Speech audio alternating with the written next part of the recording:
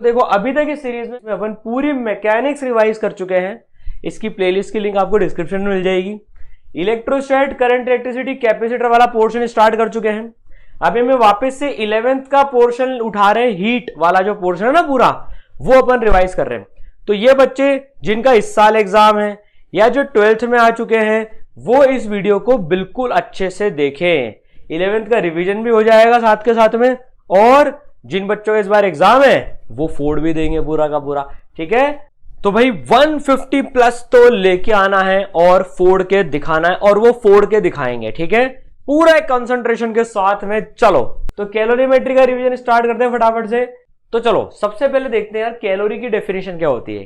कई बार ये as it is definition मतलब 10 साल में तो नहीं, लेकिन उसके पहले एक आध बार आ चुकी है कि यार कैलोरी, 1 कैलोरी किसे बोलते हैं। तो 1 calorie is the amount of heat required to raise the temperature of 1 gram of water from 14.5 to 15.5 degree Celsius at 1 atm pressure. तो देखो बेसिकली 1 कैलोरी क्या होती है, 1 ग्राम वाटर को हम गर्म करेंगे। अब कैलोरीमेट्री में यार किससे डील करते हैं, किसी को गर्म करा, मिक्स करा लिक्विड्स को, कितनी हीट रिक्वायर्ड होगी, कितनी हीट गेन, कितनी हीट लॉस होगी, ये पता है हमको। तो यार 1 कैलोरी क्या होती है यार, 1 कैलोरी होती है कि 1 ग्राम वाटर को, 1 ग्राम वाटर, एक चुटकी सिंदूर, 1 ग्राम वाटर को 1 डिग्री सेल्सियस से, देखो ये 1 डिग्री सेल्सियस है, लेकिन इसमें अब डेफिनेशन प्रिसाइज करने के लिए कि भाई कौन सा 1 डिग्री, कहां से कहां तक का 1 डिग्री, 10 से 11, 11 से 12, 21 से 22, 21.5 से 22.5, कहां तक। तो यार ये डेफिनेशन में फिक्स कर दिया 14.5 से 15.5, और प्रेशर भी वो फिक्स कर दिया 1 atm प्रेशर पे, उसे 1 कैलोरी बोला जाएगा। ठीक है ना, वो स्टैंडर्ड 1 कैलोरी की डेफिनेशन हो गई। तो 14.5 से 15.5 ये याद रखना है आपको 1 atm प्रेशर पे। ठीक है, 1 कैलोरी 4.18 जूल के बराबर होती है। 1 calorie, this is also very important, 1 calorie heat का यूनिट है कैलोरी यार, 4.18 जूल के बराबर होती है। ठीक है, चलिए अब 2 टेम्परेचर स्केल्स जनरली काम में आते हैं, डिग्री सेल्सियस और केल्विन। डिग्री सेल्सियस और केल्विन, हमें कभी भी डिग्री सेल्सियस से केल्विन में कन्वर्ट करना होता है तो हम +273 कर देते हैं, +273 हम कर देते हैं। जैसे 0 degree Celsius is equal to 273 kelvin, फिर 1 डिग्री सेल्सियस होगा तो 1 में 273 जोड़ दो, 1 में 273 जोड़ दो, दैट इज 274 केल्विन। फिर 2 डिग्री सेल्सियस अगर आप देखोगे इसी तरह से तो 2 में 273 जोड़ दो, 2 + 273 that is equal to 275 kelvin. बस ऐसे 273 जोड़ते चलो। ठीक है, अच्छा एक चीज और समझने की इसमें कि यार 1 डिग्री सेल्सियस का जो चेंज है, 1 डिग्री सेल्सियस का जो चेंज है वो 1 केल्विन चेंज के बराबर होता है। ये गलती मत करना, मतलब अगर टेम्परेचर 1 डिग्री सेल्सियस से बढ़ता है तो केल्विन में भी 1 केल्विन से बढ़ता है। बच्चे उसको 273 से बढ़ा देते हैं, नहीं, 1 केल्विन से बढ़ रहा है। 273 केल्विन का 274 हुआ।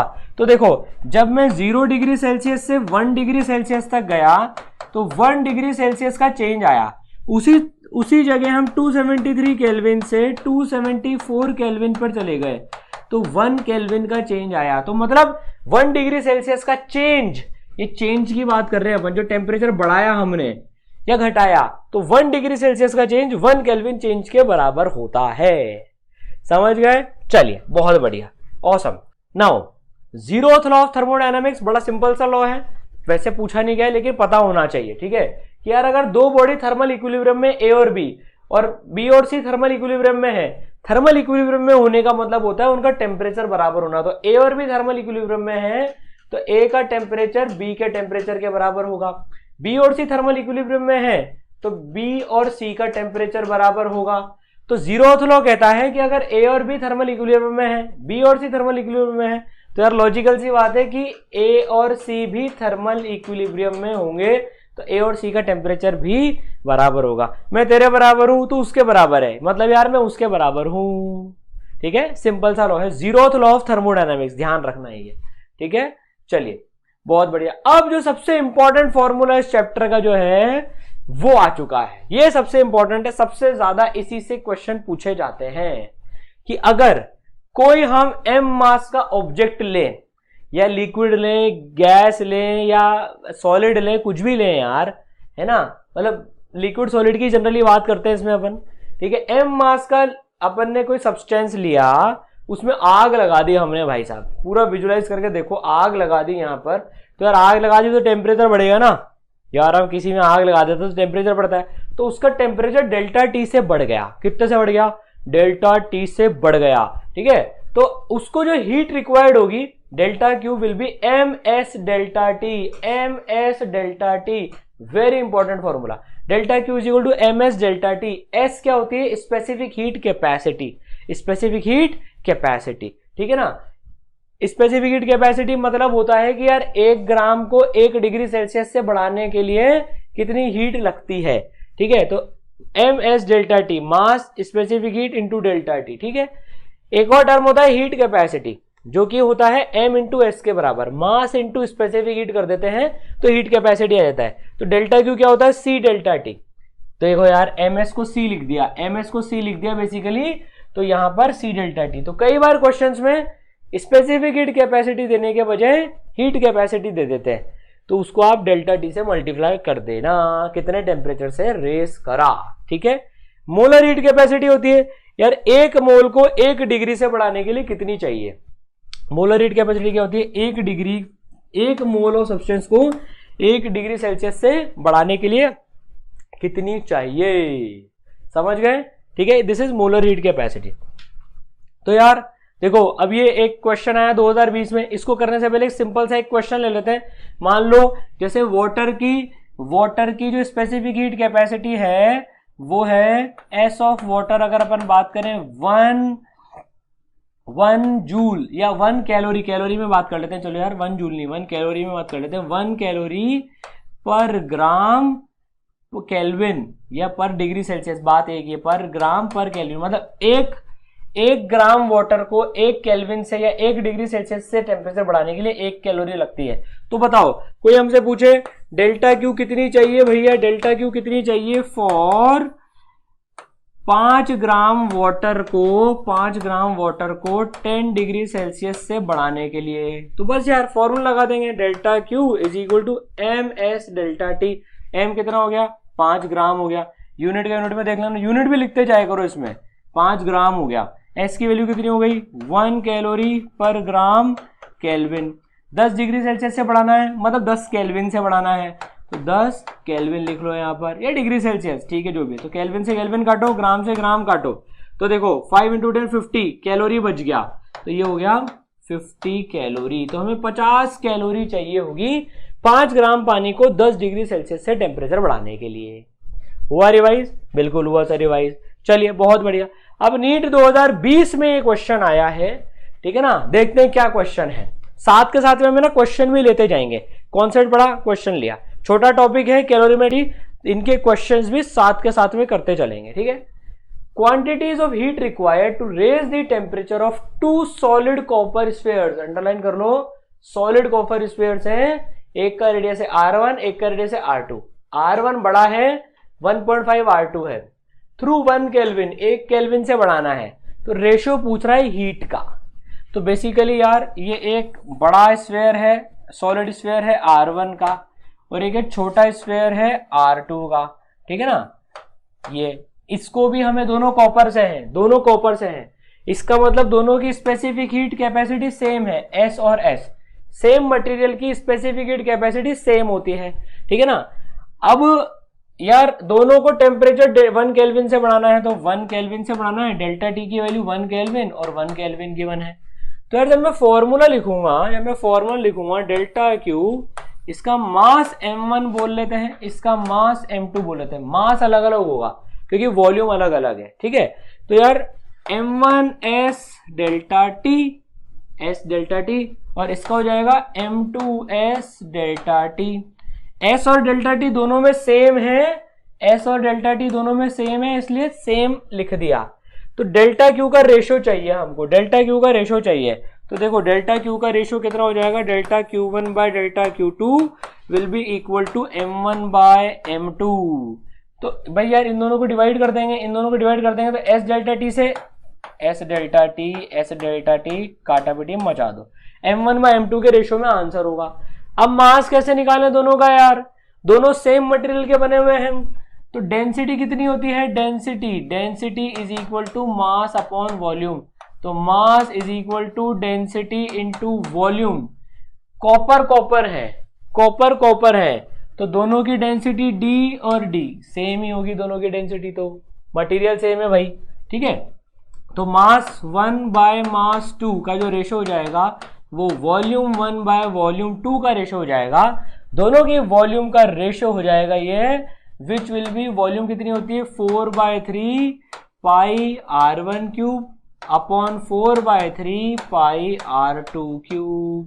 4/3 से पाई कट जाएगा, तो ये आ गया simple R1 cube upon R2 cube radius के क्यूब के रेशो में आ गया, और ये कितना 1.5 टाइम्स गिवन है भाई, 1.5 टाइम्स गिवन है, सिंपल क्वेश्चन है वैसे देखे तो 1.5 का होल क्यूब, ये आंसर आ गया। 1.5 को लिख दो 3/2 का होल क्यूब, तो 3 का क्यूब 27 और 2 का क्यूब 8, ठीक है। तो देखो आंसर आ गया 27/8, आंसर इज सेकेंड ऑप्शन 27/8, समझ गए।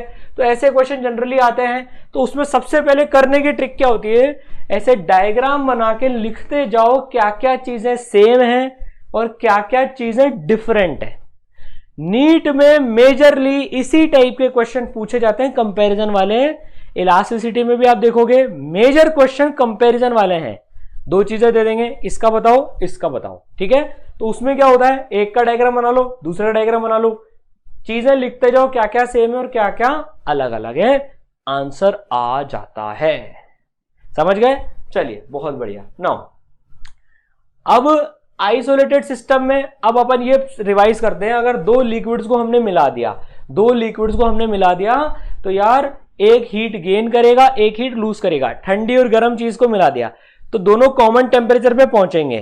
पहले तो एक का टेम्परेचर ज्यादा था एक का कम था, दोनों कॉमन टेम्परेचर पे पहुंचेंगे तो यार एक हीट गेन करेगा एक हीट लॉस करेगा, तो M1S1 T final minus T1, M2S2 T2 minus T final. लेकिन इससे क्या है, कंफ्यूजन हो जाता है लिखने में। जनरली अगर अपन इससे करते हैं ना, इस मेथड से heat gain equal to heat loss से, तो इससे क्या है, किसमें T फाइनल माइनस T1 आएगा, किसमें T2 माइनस T फाइनल आएगा, लफड़ा होता है। बेस्ट तरीका क्या होता है, इससे सॉल्व करो, heat gain equal to 0, net heat gain equal to 0, M1S1 T final minus T1, M2S2 T final minus T2।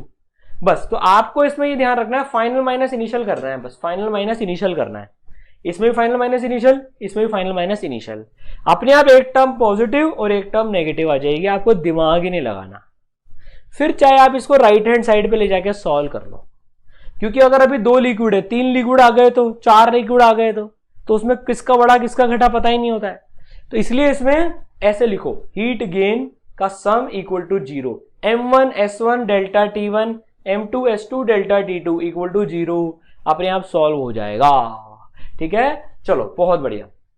इस पे वैसे जनरली ज्यादा क्वेश्चन नहीं आए नीट में, 2 लिक्विड मिक्स वाले को। हाँ, आइस वाटर और स्टीम वाटर लेटेंट हीट पे आते हैं क्वेश्चन, उनको मिक्स करती है नीट जनरली, आइस वाटर मिला देगी स्टीम वाटर मिला देगी, ठीक है। कैलोरीमीटर होता है यार, ये स्पेसिफिक हीट नापने में काम आता है। तो जैसे क्या हुआ यार, जेई में जनरली ज्यादा पूछा जाता है, ये नीट में नहीं पूछा गया है, मतलब लास्ट 10 ईयर्स में तो नहीं पूछा गया है ये, ठीक है। लेकिन सिलेबस में है, कैलोरीमीटर सिलेबस में है। तो यार हमने एक पानी ले लिया, ठीक है, उसमें गर्म आयरन की बॉल डाल दी और उसमें थर्मोमीटर लगा दिया टेम्परेचर मेजर करने के लिए। तो 3 चीजें हो गई देखो इसमें, तो पानी हो गया, वाटर हो गया, फिर एक कॉपर की ये बॉल हो गई, है ना, कॉपर की ये तो कैलोरीमीटर हो गया। कैलोरीमीटर खुद का भी कुछ मास है, कैलोरीमीटर में खुद का भी कुछ मास होता है, ठीक है। और ये आयरन की बॉल हो गई। तो इसमें मैंने मतलब इसको जो अपना पहला तरीका था प्लस करके T फाइनल माइनस 100, इसको ऐसे करके लिख लो। दूसरा जो तरीका था, जो सेकंड तरीका था ना कि सबको T final minus 20, T final minus 20, T final minus 100, भाई हमने बॉल 100 डिग्री सेल्सियस पे डाली थी, ये जो बॉल थी 100 डिग्री सेल्सियस पे डाली थी, पानी 20 डिग्री सेल्सियस पे था, कैलोरीमीटर 20 डिग्री सेल्सियस पे था। तो बस आप फाइनल टेम्परेचर थर्मोमीटर से मेजर करके SI की वैल्यू कैलकुलेट कर सकते हो, ठीक है। समझ में आया, वो क्वेश्चन पढ़ोगे आपको समझ में आ जाएगा, ठीक है। चलिए अब जो सबसे इंपॉर्टेंट पार्ट है, मतलब वो एमएस डेल्टा टी तो हो गया एक इंपॉर्टेंट पार्ट, अब जो सेकंड मोस्ट इंपॉर्टेंट पार्ट है नीड पर्सपेक्टिव से, वो है change of state. Change of state, जब हम आइस को हीट करते हैं तो देखो यार वो पानी में कन्वर्ट होता है, आइस सॉलिड है, 0 डिग्री का आइस सॉलिड है, और वो वाटर में कन्वर्ट हो रहा है 0 डिग्री के वाटर में। तो जब स्टेट चेंज होती है, जैसे सॉलिड से लिक्विड, फिर लिक्विड से गैस, इसे स्टेट चेंज कहते हैं। चेंज ऑफ स्टेट 3 स्टेट्स होती हैं, सॉलिड, लिक्विड और गैस, ठीक है ना। तो यार जब स्टेट चेंज होती है ना, तो 2 चीजों का ध्यान रखना है। जब स्टेट का चेंज होता है तो टेम्परेचर चेंज नहीं होता है हीट सप्लाई करने के बाद भी। मतलब जब स्टेट चेंज हो रही होती है ना, तो टेम्परेचर चेंज नहीं होता है हीट सप्लाई करने के बाद भी। अगर मैं 0 डिग्री सेल्सियस के आइस को हीट करूंगा, मान लो हमने, तो ऐसा नहीं होगा कि यार गर्मा गर्म बर्फ बन जाएगा वो, कि यार 50 डिग्री का बर्फ लो और जल रहा है बर्फ, बहुत एकदम बर्निंग आइस, ऐसा नहीं होगा। तो पहले 0 डिग्री का आइस 0 डिग्री के वाटर में कन्वर्ट होगा, ठीक है। और जब ये स्टेट चेंज हो रही होती है, जब ये स्टेट चेंज हो रही होती है ना, मतलब जब बर्फ पानी में कन्वर्ट हो रहा होता है, तो दोनों कोएग्जिस्ट करते हैं उस टाइम पर। आइस भी 0 डिग्री पे होता है और वाटर भी 0 डिग्री पे होता है, जब तक कि सारा वाटर 0 डिग्री पे नहीं बन जाता। तो दोनों एग्जिस्ट करते हैं, ठीक है, समझ गए। तो इंपॉर्टेंट पॉइंट है ये। अब देखो एक डायग्राम आपके लिए बनाया है, इससे आप पूरी सिचुएशन समझ लो, पूरी सिचुएशन समझ लो। हमने एक आइस लिया -10 डिग्री सेल्सियस पे, -10 डिग्री सेल्सियस में हमने एक आइस लिया, उसको गर्म करना चालू करा। -10 से पहले आइस का टेम्परेचर बढ़ेगा, 0 डिग्री तक आएगा। -10 से 0 डिग्री तक आइस आएगा, फिर इसका मेल्टिंग पॉइंट आ गया आइस का 0 डिग्री सेल्सियस, फिर वो पानी में कन्वर्ट होएगा। तो इस दौरान पे देखो पानी और बर्फ, पानी और आइस दोनों एग्जिस्ट कर रहे हैं, दोनों एग्जिस्ट कर रहे हैं, देखो यहां पर, ठीक है। फिर पूरा का पूरा वाटर बन गया 0 डिग्री सेल्सियस में, फिर पानी को गर्म करा तो पानी का टेम्परेचर बड़ा 100 डिग्री सेल्सियस हो गया। अब यहां पर बॉइलिंग पॉइंट आ गया, वाटर का बॉइलिंग पॉइंट आ गया 100 डिग्री सेल्सियस पे। तो 100 से फिर स्टीम बनेगी 100 डिग्री सेल्सियस की। वाटर हीट गेन कर रहा है, स्टीम में कन्वर्ट हो रहा है। और जब तक टेम्परेचर 100 का 100 रहेगा, जब तक कि पूरी स्टीम नहीं बन जाती 100 डिग्री सेल्सियस की, समझ गए। तो पानी गर्म हो रहा है, थोड़ी स्टीम बनी, थोड़ी बनी, पूरी स्टीम बन गई। फिर आप स्टीम को और गर्म करते जाओगे तो अब वो और ज्यादा टेम्परेचर की स्टीम होती जाएगी, अब जब पूरी स्टीम बन चुकी है तो, ठीक है। तो यार यहां पर तो देखो, अब समझने की बात यह है कि कहां पर हम ms डेल्टा टी लगा रहे हैं, और एक जो आगे आएगा लेटेंट हीट, लेटेंट हीट पढ़ लेते हैं चलो पहले अपन। लेटेंट हीट क्या होता है, जब स्टेट चेंज होती है ना, तो मुझे कितनी हीट चाहिए एक स्टेट से दूसरी स्टेट में कन्वर्ट करने के लिए, ठीक है। तो जब आइस से वाटर में कन्वर्ट होता है, आइस से वाटर में कन्वर्ट होता है, तो उसे latent heat of fusion of ice कहते हैं, latent heat of fusion of ice कहते हैं, जो कि 80 कैलोरी पर ग्राम होती है। और हीट कितनी रिक्वायर्ड होती है, ml रिक्वायर होती है, ml, समझ गए। जैसे वहां पर ms डेल्टा टी होती थी जब टेम्परेचर चेंज करना होता था, स्टेट चेंज करने के लिए ml चाहिए होती है, ml, mass into latent heat. Latent heat का मतलब होता है पर ग्राम कितनी कैलोरी हमको चाहिए कन्वर्जन के लिए। तो latent heat of fusion of ice, इसका मतलब क्या है कि यार 1 ग्राम आइस को 0 डिग्री सेल्सियस पे 1 ग्राम वाटर में बनाने के लिए हमें 80 कैलोरी चाहिए, 80 कैलोरी चाहिए। इसी तरह से वाटर से स्टीम में latent heat of vaporisation for water, water को वेपोराइज करने के लिए 540 कैलोरी लगती है पर ग्राम। ये डेटा याद रखना है आपको, नीट में जनरली दे देते हैं पर फिर भी आपको ये याद रखना है। फिर 540 कैलोरी पर ग्राम, 540 कैलोरी चाहिए होती है पर ग्राम ऑफ वाटर को स्टीम में कन्वर्ट करने के लिए, समझ गए। तो चलो बताओ, अगर 3 ग्राम आइस को 0 डिग्री सेल्सियस से 0 डिग्री सेल्सियस के वाटर में कन्वर्ट करना है तो कितनी हीट लगेगी, फॉर्मूला लगाओ, delta Q is equal to ml।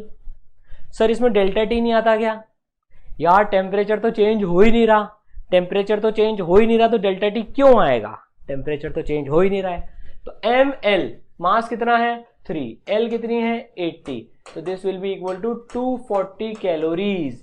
तो 3 ग्राम आइस को 0 डिग्री से वाटर में कन्वर्ट करने के लिए 240 कैलोरीज लगेंगी। ठीक है, तो अब आपने जिंदगी में 2 फॉर्मूले पढ़ लिए, ms डेल्टा टी और ml, ms डेल्टा टी और ml। तो जब एक स्टेट में टेम्परेचर बढ़ता है तो ms डेल्टा टी लगता है, जब स्टेट का चेंज होता है तो ml लगता है।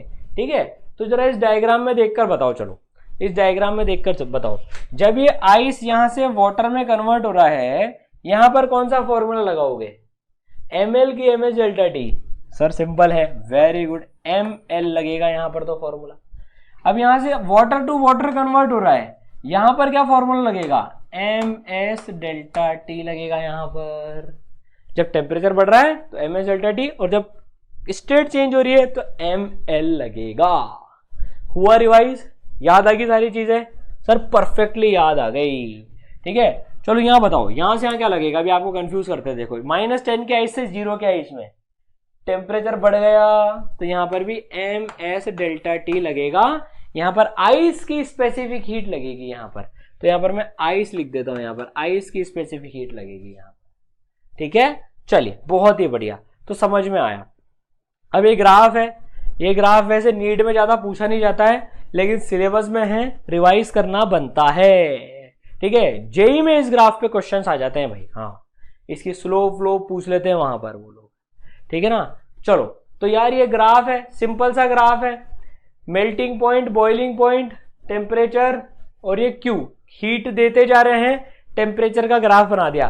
तो वाटर की तरह से समझ लो, सबका ग्राफ सिमिलर सा ही होता है, पर वाटर के केस में समझते हैं। हमने -20 डिग्री का आइस लिया, उसको हीट करा, सॉलिड फॉर्म में है वो, तो हीट करा आइस को, करा तो वो 0 डिग्री सेल्सियस तक आ जाएगा, आइस 0 डिग्री सेल्सियस तक आ जाएगा। उसके बाद हम हीट देते जा रहे हैं, टेम्परेचर चेंज नहीं हो रहा है। देखो हीट देते जा रहे हैं, ये वाटर के लिए बना देते हैं, 0 डिग्री सेल्सियस पे हीट देते जा रहे हैं, टेम्परेचर चेंज नहीं हो रहा है। क्यों? क्योंकि यहां पर आइस वाटर में कन्वर्ट हो रहा है, आइस वाटर में कन्वर्ट हो रहा है यहां पर, सॉलिड प्लस लिक्विड दोनों है। और जब यहां पर पूरा पानी बन गया और यहां पर फुल वाटर हो गया, यहां पर फुल वाटर जब हो गया 0 डिग्री सेल्सियस पे, फिर टेम्परेचर बढ़ना चालू हुआ। कब तक? जब तक है जान। सर जब तक बॉइलिंग पॉइंट तक नहीं पहुंच जा रहा, तब तक उसका टेम्परेचर बढ़ना चालू हुआ, बढ़ता जा रहा। फिर टेम्परेचर कांस्टेंट हो गया, क्योंकि यहां पर क्या हो रहा है, वो स्टीम में कन्वर्ट हो रहा है। क्या हो रहा है यहां पर, वो स्टीम में कन्वर्ट हो रहा है। ठीक है, तो यार यहां तक जब तक वो फुल स्टीम नहीं, यहां पर अब फुल स्टीम बन चुकी है, यहां पर अब फुल स्टीम बन चुकी है, फिर स्टीम का टेम्परेचर बढ़ेगा। ठीक है, तो यहां पर ms डेल्टा टी, यहां पर ml, फिर ms डेल्टा टी, फिर ml, फिर ms delta T. Feel I? जबरदस्त फील आ गई सर, मजा आ गया, पूरा विजुअलाइज हो गया। अगर आपको कैलोरीमेट्री के पूरे लेक्चर्स देखने हो ना बच्चों, फुल लेक्चर अगर आपको कैलोरीमेट्री को देखने हो, आराम से समझना हो, ईसरल ऐप डाउनलोड कर लेना प्ले स्टोर से जाके, वहां पर आपको कैलोरीमेट्री के पूरे लेक्चर्स मिल जाएंगे। ये अपना रिवीजन है, इसलिए फास्ट रिवीजन कर रहे हैं अपन इसमें। ठीक है, चलो अब जरा क्वेश्चन कर लेते हैं। 2014 में क्वेश्चन आया था, ये समझते हैं जरा क्वेश्चन क्या है ये। ठीक है, देखो, steam eight 100 degree Celsius, 100 degree Celsius की स्टीम है, वो पास करी है 20 ग्राम ऑफ वाटर में। तो 20 ग्राम ऑफ वाटर में, जो कि 10 डिग्री सेल्सियस पे था, हमने स्टीम पास कर दी। कितनी पता नहीं, ठीक है, लेकिन 100 डिग्री सेल्सियस पे थी। ठीक है, when water acquires a temperature of 80 degree Celsius, the mass of water present will be।